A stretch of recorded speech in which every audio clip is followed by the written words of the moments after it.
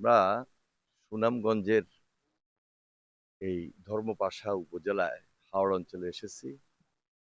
খুবই জনগুরুত্বপূর্ণ এই প্রকল্পটি এবং সরকারের পক্ষ থেকে আমরা পানি সম্পদ মন্ত্রণালয় সরাসরি তদারকি করছি যে কিভাবে আমাদের এই অঞ্চলে সেচের মাধ্যমে আমরা বিশেষ করে জুন পর্যন্ত শুকনো মৌসুমে মানুষকে সবচেয়ে বেশি উপকারটা দিতে পারি এবং এই উপকারের কারণে প্রচুর পরিমাণে এখানে উৎপাদিত যে শস্য, বিশেষ করে ধান, আমাদের তাদের চেয়ে বেশি আমরা এখানে উৎপাদন করতে পারি।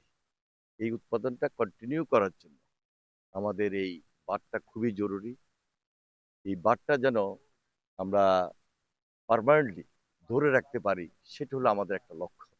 আরেকদিকে এখানে অনেকগুলা ডুবন্ত বাঁধ আছে। এই ডুবন্ত বাঁধগুলা প্রতি বছরই রিপেয়ার করতে হয় এবং এই রিপেয়ার করার কারণে আমাদের এই অঞ্চলে উৎপাদিত শস্য অনেক বৃদ্ধি পাচ্ছে এবং বাংলাদেশের যে আহ, খাদ্যে একটা স্বয়ংসম্পূর্ণতা অর্জনের ক্ষেত্রে এটা সহায়ক ভূমিকা রাখছে এই অঞ্চল। যার কারণে আমাদের এই হাওড় অঞ্চলে আমরা মন্ত্রণালয়ের পক্ষ থেকে সবচেয়ে বেশি গুরুত্ব দিচ্ছি এবং আমাদের এই নির্বাচিত সরকার, আমরা আমাদের মাননীয় প্রধানমন্ত্রী তার নির্দেশে এখানে উপস্থিত হয়েছি। তিনি সবসময় খোঁজখবর রাখছেন এবং আমরা দায়িত্ব নিয়েই আজকে মানুষের পাশে দাঁড়িয়েছি। এটা আমাদের নির্বাচনী প্রতিশ্রুতি। আমরা প্রতি বছর যেন এই কাজগুলা খুব সুন্দরভাবে হয় এবং সম্পূর্ণভাবে দুর্নীতিমুক্ত আমাদের এই অঞ্চলটা যেন থাকে, সেই দিকে আমাদের সবচেয়ে বেশি নজর। যে কথাটি আপনি বলছিলেন, প্রায় যে এই সমস্ত বাদ দিতে গেলে অনেক দুর্নীতি এখানে ছড়িয়ে পড়েছিল, এটা যেন ভবিষ্যতে না হয় সেখানে আমরা জিরো টলারেন্স নিয়ে আসার চেষ্টা করছি। আমাদের ডিপার্টমেন্টে যারা আছেন এখন থেকে সতর্ক অবস্থানে থাকবেন, সজাগ থাকবেন।